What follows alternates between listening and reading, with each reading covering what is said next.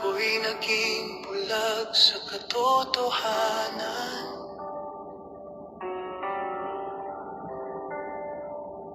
Itinataas ko ang mga kamay, ngunit puso'y wala sa'yo. Lunod ako sa mga bagay ng mundo, nilimot ang iyong pag-ibig na totoo. Patawad, O Diyos, ako'y luluhod, habag mo ang nais ng puso kong pagod. Sagipin mo ako, ako'y nalulunod, sa iyong ngalan ako'y susuko.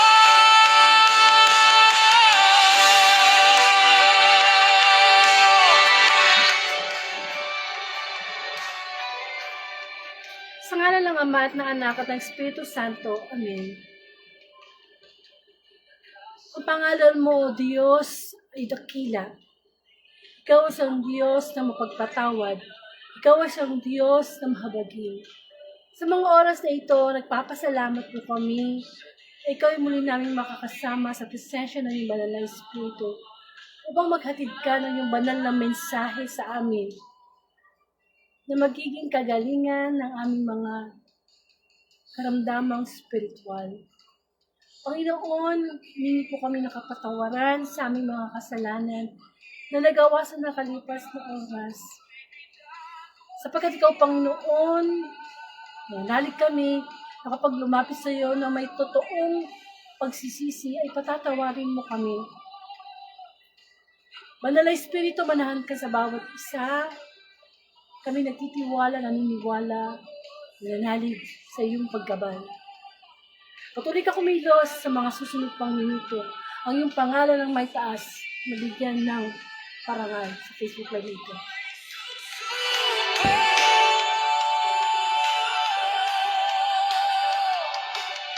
Walang kasalanan na di mo mapatawad, walang pusong wasak na di mo mabubuo. Ako'y sumisigaw, ako'y sumasamo, Jesus, ikaw ang aking tagapagligtas. Patawad, O Diyos, ako'y luluhod, habag mo ang nais ng puso kong pagod. Sagipin mo ako, ako'y nalulunod, sa iyong ngalan ako'y susuko. Patawad, O Diyos, habag mo ang nais, sagipin mo ako.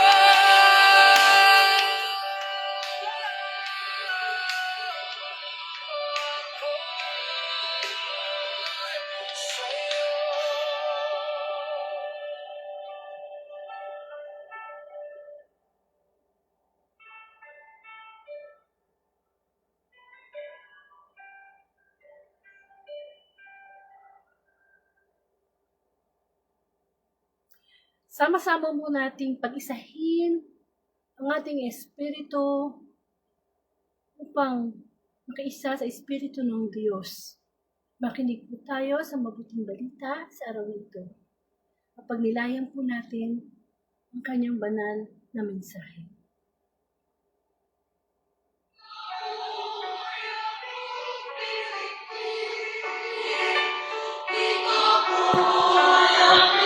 Susunod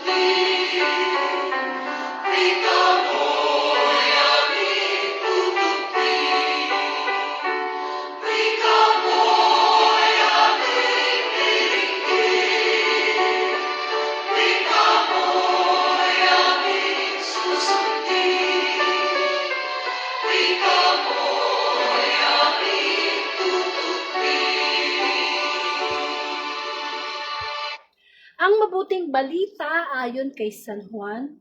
Papuri sa iyo, Panginoon. At umuwi na ang bawat isa. Ngunit si Jesus ay pumunta sa bundok ng mga olibo. Kinaumagahay, nagbalik siya sa templo.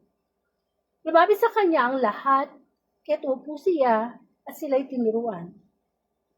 Noong idinila sa kanya ng mga eskriba at ng mga pariseyo ang isang babaeng nahuli sa pakikiapid. Pinayat tayo ito sa harapan nila at sinabi kay Jesus, Guro, ang babaeng ito ay nahuli sa pakikiapid. Ayon sa kautusan ni Moises, dapat batuhin hanggang sa mamatay ang mga gaya niya. Ano masasabi mo? Tinanong nila ito upang subukin siya nang may maisumbong sila laban sa kanya. Ngunit yumuko si Jesus at sumulat sa lupa sa pamamagitan ng daliri. Ayaw nilang tigilan ng katatanong si Jesus kaya sila'y tinignan niya at sinabi ang ganito. Sino man sa inyo na walang kasalanan ang siyang maunang bumato sa kanya? At huli, siya yumuko at sumulat sa lupa. Nang marinig nila ito, sila isa-isang umalis, simula sa pinakamatanda. Walang naiwan kundi si Jesus at ang babaeng naroon pa rin sa harapan niya. Tinignan siya ni Jesus at tinanong, Nasaan sila? Wala bang nagparusa sa iyo? Wala po, Ginoo, sagot ng babae. Sinabi ni Jesus, hindi rin kita parurusahan. Humayo ka at huwag nang magkasala. Mga kapatid, ang mabuting balita ng ating kaligtasan. Puri ka namin, Panginoong Hesus Kristo. So welcome po sa Word of God, Daily Gospel. Muli ang layunin ng Facebook Live na ito ay ipalaganap ang mabuting balita through social media. Kamukha po ng Facebook Live. At ako po si Sister Angelica from Bulacan at isa po akong Katoliko. So ngayon po ay March 23, 2026 at ang Monday Gossip po ang ating pagkaing spiritual na pagninilayan. Tulad ng sinabi po ng Panginoong Jesus, di lamang sa tinapay na bubuhay ang tao, kundi sa bawat salitang namumutawi mula sa bibig ng Diyos. Amen. So, ang unang biyaya na ipinagkaloob sa atin ng Diyos ay yung magising tayo sa panibagong araw upang makita natin ang katotohanan na tayo ay nagigising dahil sa biyaya ng Panginoon, dahil sa habag ng Panginoon, dahil sa pagmamahal ng Panginoon. Hindi po tayo nagigising ng basta ordinary lang na okay, tutulog ako mamayang gabi, bukas gigising uli ako, pangalawang araw, tatlong araw, hindi. Yan po ay biyaya ng Panginoon. And ang maaaring masabi pa natin, ang pangalawang biyaya na pwede nating matanggap, dakilang biyaya mula sa Diyos, ay yung magkaroon tayo ng desire na makinig ng araw-araw na mabuting balita. Importante po kasi yun di ba? Gusto natin lagi meron tayong marinig na magandang balita dahil punong-puno na ng bad news ang buong mundo. So kapag nakakarinig po tayo ng mabuting balita, ang pagbibigay po ito sa atin ng pag-asa na ang buhay, hindi lang naman dito sa mundo. Merong binibigay ang Diyos ng mabuting balita na mas dapat nating panaligan. So, bigyan po natin ng summary yung gospel po today. Tungkol po ito sa napagbasa mula kay Juan. At ito yung tungkol sa ang babaeng nahuli sa pakikiapid. Ang babaeng tinutukoy po rito ay si Maria Magdalena. Sa panahon po kasi ng Panginoong Jesus, umiiral po ang batas ni Moises na kapag ang isang babae nahuli sa pangangalo niya, ang parusa po doon ay babatuhin siya ng taong bayan na ang po ay mamatay. So masyadong brutal, no? Ang parusa noon talagang kamatayan. And of course, mga time na yon, mababa ang estado, ang tingin ng mga tao sa isang babae. Ang isang babae noon dapat pang bahay lang, hindi pwedeng magtrabaho, hindi siya pwedeng maging head of the family. Basta mababa yung pagtingin ng mga babae sa society sa times ni Jesus Christ. And hindi kamukha ngayon, nagkakaroon na ng equality. Meron, kahit kung anong ginagawa ng lalaki, pwede na rin gawin ng babae. Nagkaroon na rin naman tayo ng mga presidenteng babae. Di po ba? And yung sa mabuting balita, ipinakita doon na yung mga dalubhasa sa kasulatan, yung mga Pariseo, Skriba, talaga naghahanap sila ng may pupula, ng butas, ng rason, para mapahiya ang Panginoong Jesus. Kasi nararamdaman na nila na marami na naging followers si Jesus Christ, na gumagawa ng mga himala, papagaling ng mga may sakit, cast out ng mga demonyo. So, malaki na yung inggit na nararamdaman ng mga to. Na sila dalubhasa na sa kasulatan pero hindi nila magawa yung ginagawa ng Panginoong Jesus. So, nag-isip sila ng paraan at ginamit nga nila ang isang kahinaan ng isang babae para ipamukha sa Panginoong Jesus kung hanggang saan ba ang kanyang kakayanan pagdating sa pagdidesisyon sa mga ganong sitwasyon. Siyempre, ang Panginoong Jesus, alam naman na natin na siya'y makadiyos, siya'y nagbigay ng kanyang buhay para sa forgiveness. Pagkatapos iharap sa kanya isang babaeng nangalunya, nahuli sa pangangalunya, na sa batas ni Moises, sa batas ng tao, babatuhin hanggang mamatay. Yun ang parusa. Sa kanya naman, ang batas sa kanya, ang batas sa Diyos, patawarin. Kahit gaano kasama isang tao, bigyan ng pagkakataon, patawarin. So, nasa gitna siya ngayon ng nag-uupugang bato. Umaling man siya dun sa isang batas, may masasabi sa kanya. Di po ba? Kung sabihin niya, sige, batuhin niyo yung babaeng yan kasi makasalanan yan eh. Lalabas naman siya na walang puso. Lalabas naman siyang wala siyang compassion, walang pagpapatawad. Pag sinabi naman niya, wow, wag niyong batuhin. Kawawa naman, bigyan niyo pa ng another chance. Lalabas naman na hindi siya sumusunod sa batas na nag-exist nung time na yun. So, ang ginawa ng Panginoong Jesus, di ba, tumahimik siya. At nung katahimikan na yun, nasalita na siya, sinabi niya sa mga tao, sige, kung sino sa inyo ang walang kasalanan, siya yung unang bumato sa babaeng ito. Hindi ba? Nagulat, no? Hindi na-expect ng mga Pariseo na ganito ay sasagot ng Panginoong Jesus. Talagang nandun yung wisdom ng Panginoong Jesus eh. Hindi siya basta palapatol sa mga ganong, di ba tayo, minsan ka tayo mga tao, palapatol tayo eh, kapag bibintangan tayo ng mga hindi totoo, o kaya, yun ba, judgmental tayo mga tao, pero ang Panginoon sa ibang kanyang karakter eh, talagang ginagamit niya yung wisdom niya. So, ano ibig sabihin lang yun? Noong time na yun, walang bumato doon sa babae. Kasi lahat makasalanan. Kasi kung ikaw babato doon sa babae, sinabi nga ng Panginoong Sus, kung sino yung walang kasalanan, lahat naman ng tao makasalanan. So, pagkatapos nun, nagsialisan yung mga tao doon, at ang naiwan na lang, ang Panginoong Jesus at si Magdalena. At kinausap ang Panginoong Jesus si Magdalena na meron bang may bumato ba sa'yo? Sabi ng Magdalena, wala po Ginoo. So, kung gayon, hindi rin kita huhusgahan. Umayo ka at huwag nang magkasala.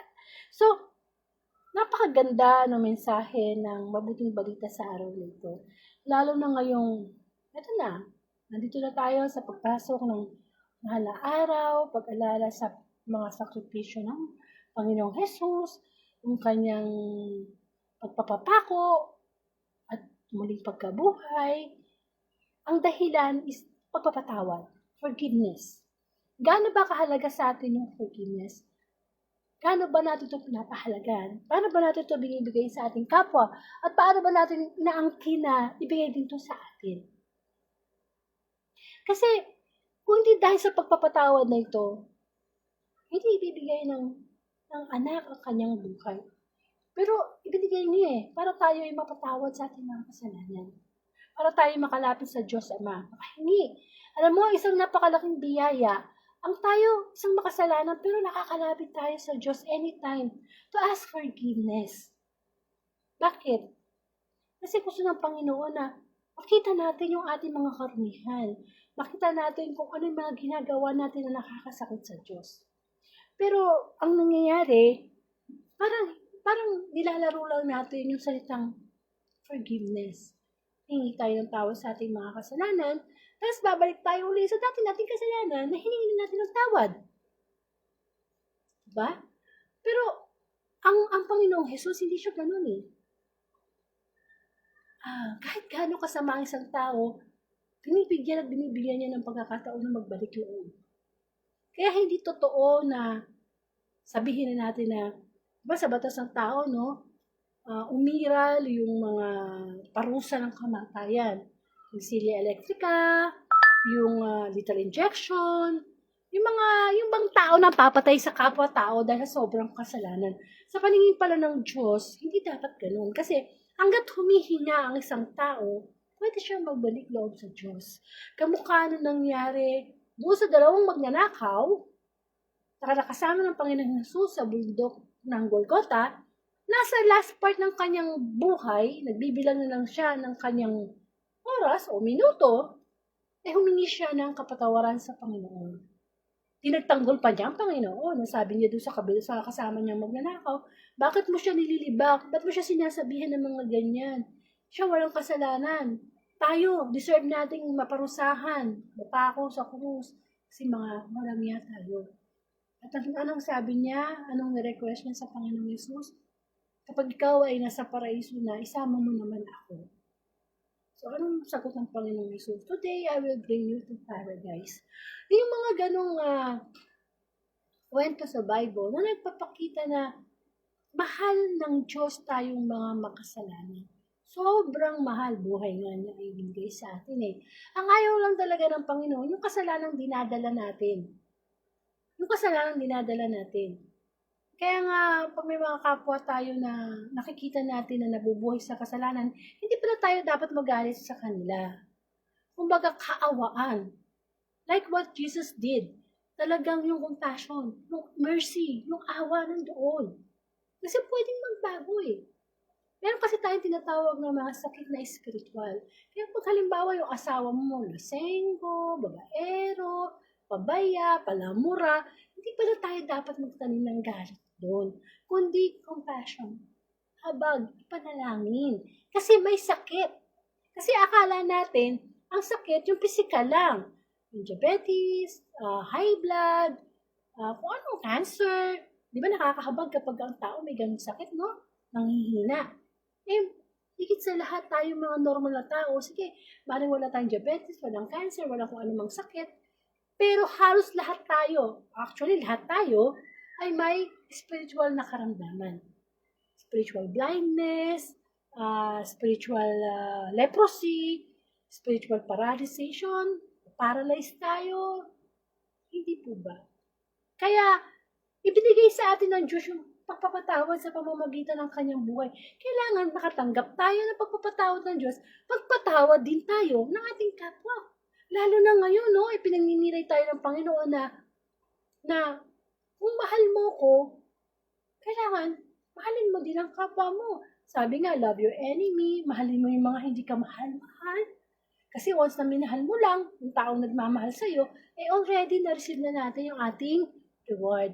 Unlike yung mga taong hindi ka mahal-mahal, sinisikap natin unawain, patawarin, kung tayo bibigyan ng reward ng Diyos. Pag-uusga, hinusgahan yung doon sa unang pagbasa kasi sa mass ngayon, no? May pag-uusga doon sa kwento eh. And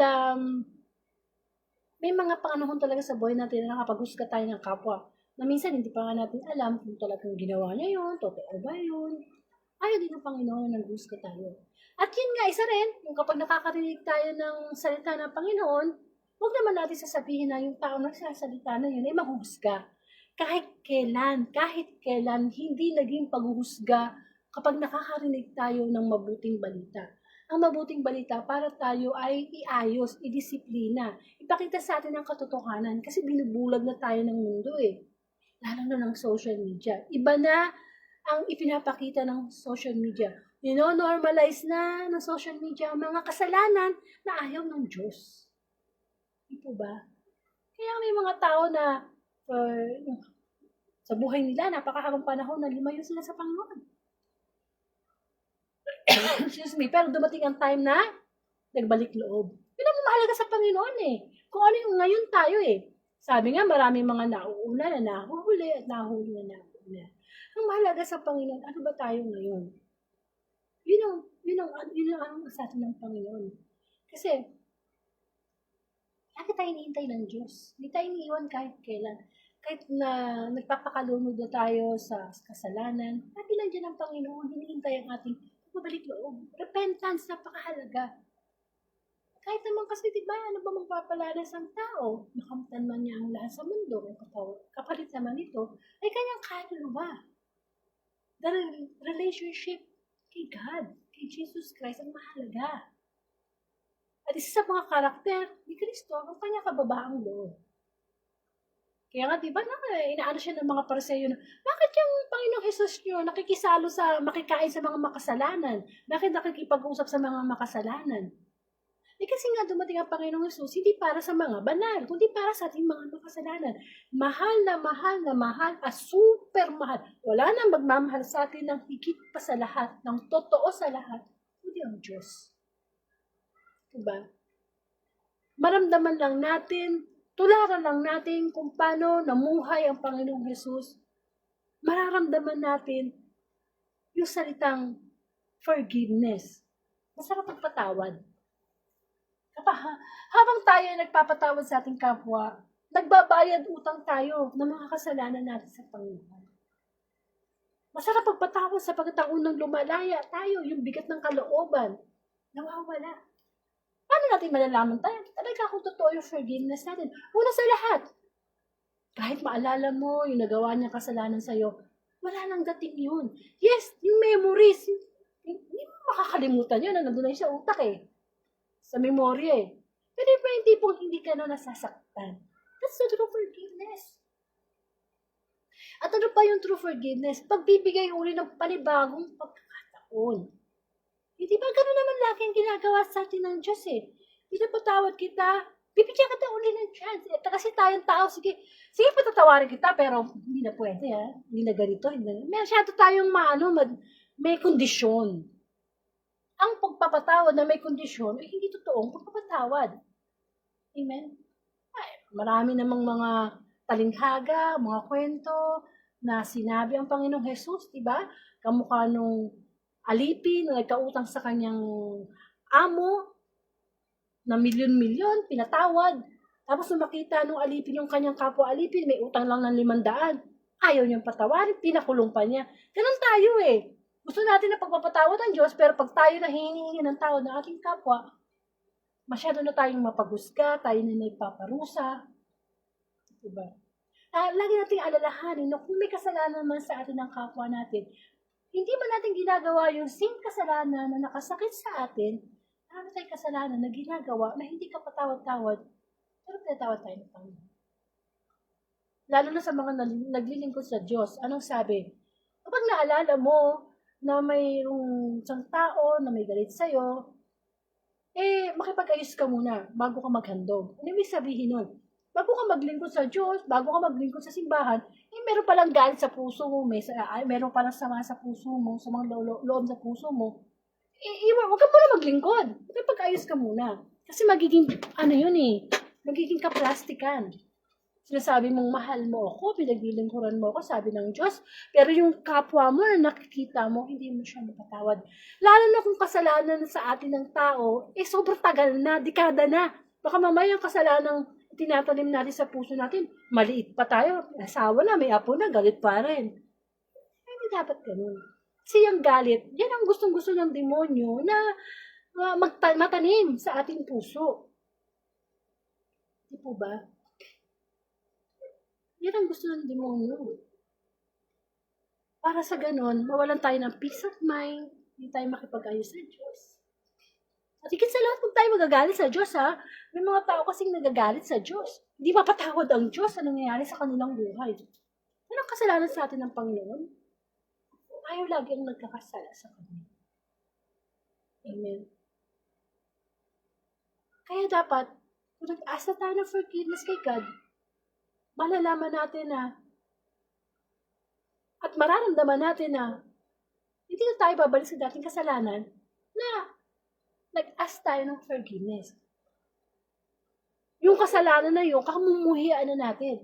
Kung dati pala, inom ka, magagaliting ka, ayaw mo nang maramdaman yun, tinataklikuran mo na yun. Kasi nga, hiningi na natin ng pagsisisi sa Panginoon. Diba? At yung nagpapatawad sa kapwa, yun ang pinakamasarap na ibigay na handog sa Diyos. Hindi yung tingin tayo ng tingin sa kasalanan ng iba, hindi natin nakikita yung kasalanan natin. Judge na tayo ng judge sa iba, hindi natin nakikita yung ating kasalanan. Amen. Yung mga tao din kasi na pag pinatawad mo, abusado, maabuso, no? Pero, wala yun talagang tulong sa atin ng Panginoon eh. Siguro, kung nagpatawad tayo ng ating kapwa, dalhin natin siya sa Panginoon. Amen. Masama din naman kasi sobrang nagiging umaabuso siya, no? Pero yun nga, tulong sa atin ng Diyos, magpatawad. Trabaho ng Diyos ang manghusga at magparusa.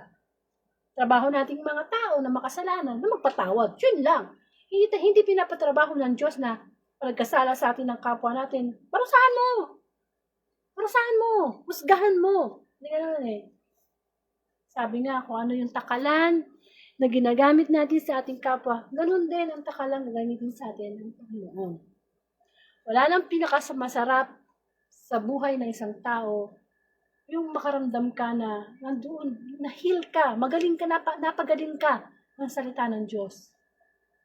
Kahit gano'ng kabigat niya, kahit anong kasalanan ginawa sa'yo, surrender natin kay Lord. Lord, mabigat yung kalooban ko, nasaktan ako ng taong minamahal ko. O kahit na hindi minamahal ng isang taong, di ba, nakasakit sa akin. Pero ililipag ko lahat to sa'yo, Lord. Ikaw nang bahala. Payapain mo yung puso ko. Hindi yung nagtatanim tayo ng galit sa ating kapwa. Talagang tayo ang tatamaan yan. Tayo, pinahihirapan natin ating mga sarili. Tsaka, bakit tayo magtatanim ng galit sa ating kapwa? Makasalanan din tayo eh. Kung lahat ng kasalanan natin, tinanim ng Diyos, ano makakapasok sa langit? Pero hindi eh, di ba?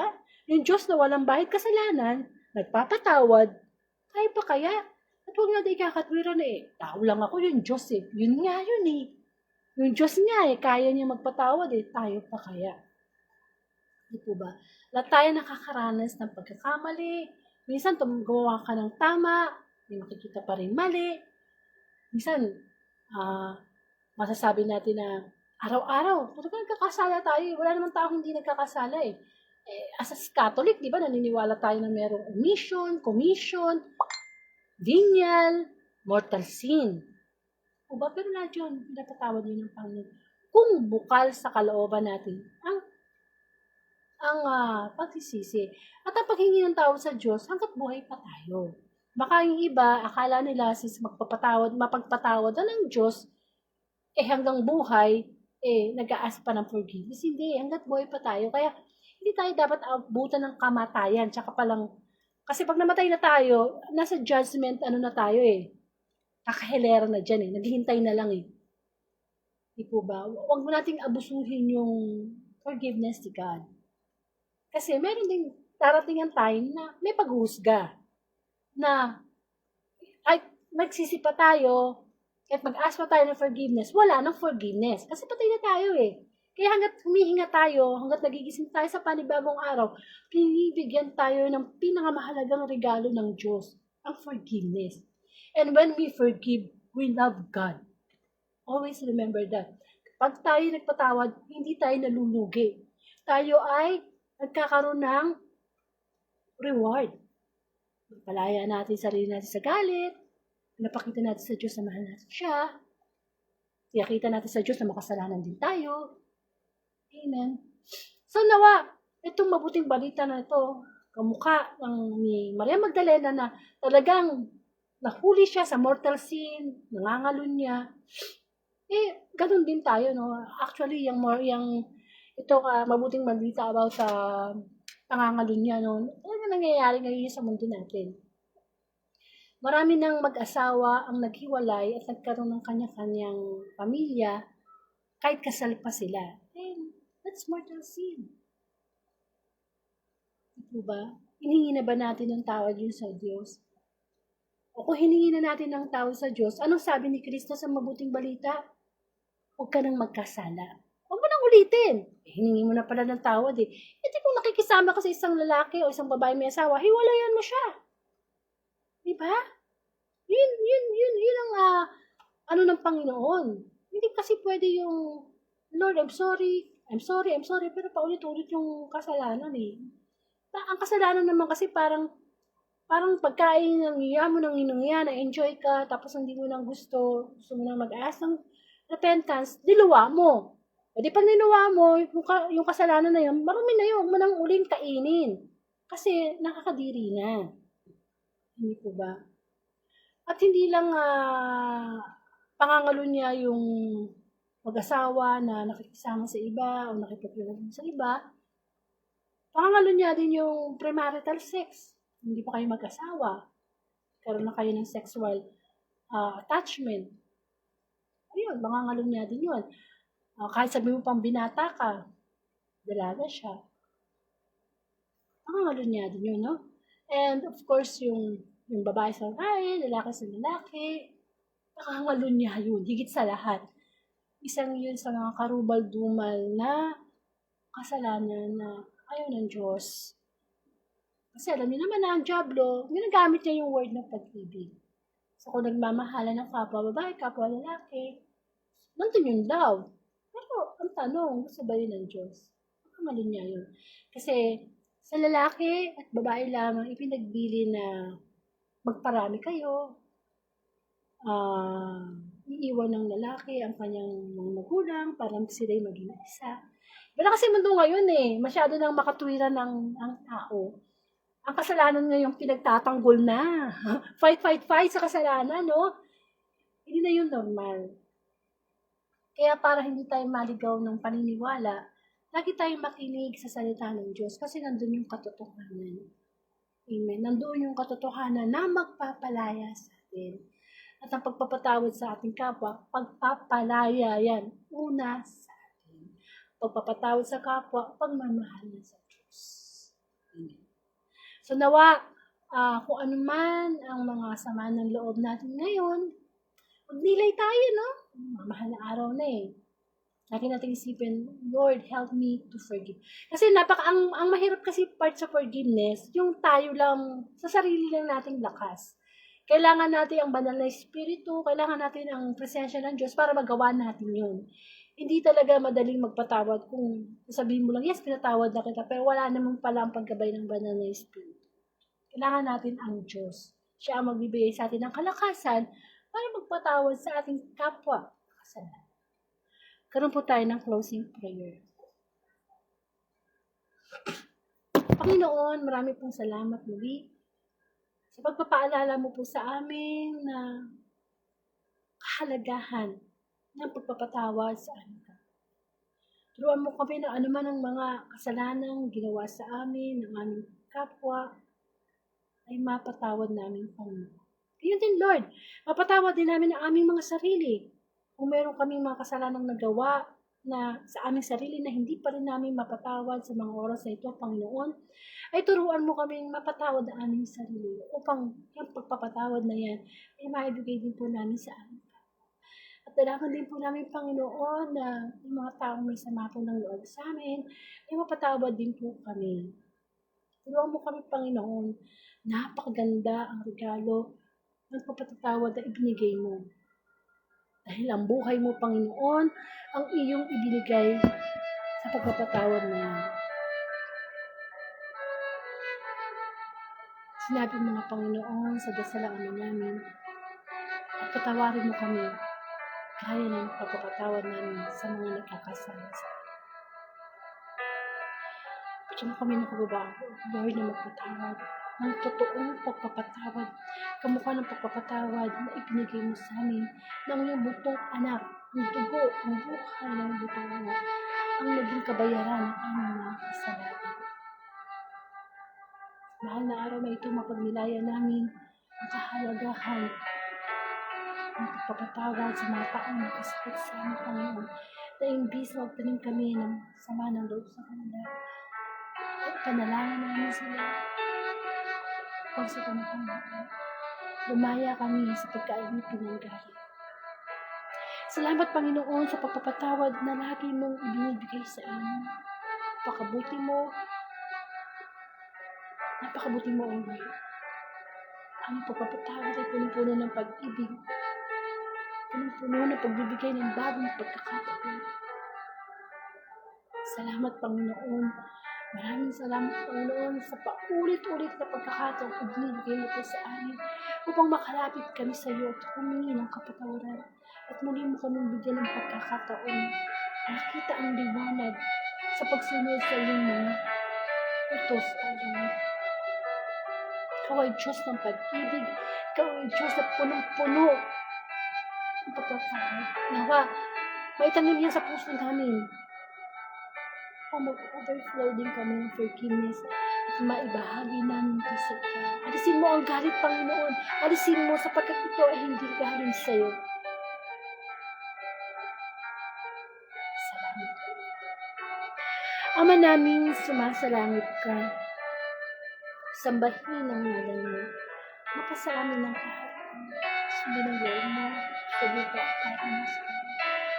Bigyan kami ng mga kakain sa araw.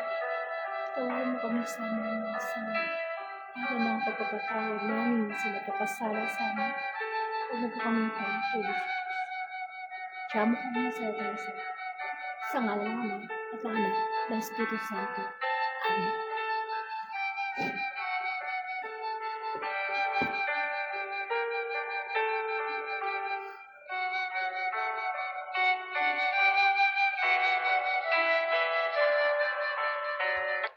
Amen. So, maraming pong salamat. Pakishare na lang po itong Today Gospel sa inyong timeline o sa inyong group chat bilang pagsunod po natin sa Great Commission, ang pagpapalaganap ng mabuting balita. Kasi yan po ang ginawa ni Kristo, di ba? Nag-mission siya. Pinalaganap niya ang mabuting balita. So, sa panahon natin ngayon, sana ang nagbo-viral ang salita ng Panginoon, no?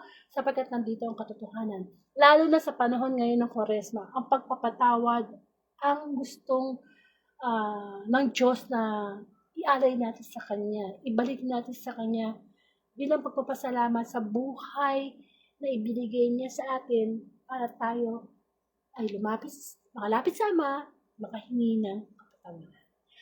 So, kung ibibigay po ni Lord ang March 24, 2026, Tuesday Gospel, muli sama-sama po tayong magnilay ng mabuting balita. Maraming po salamat, and to God be the glory.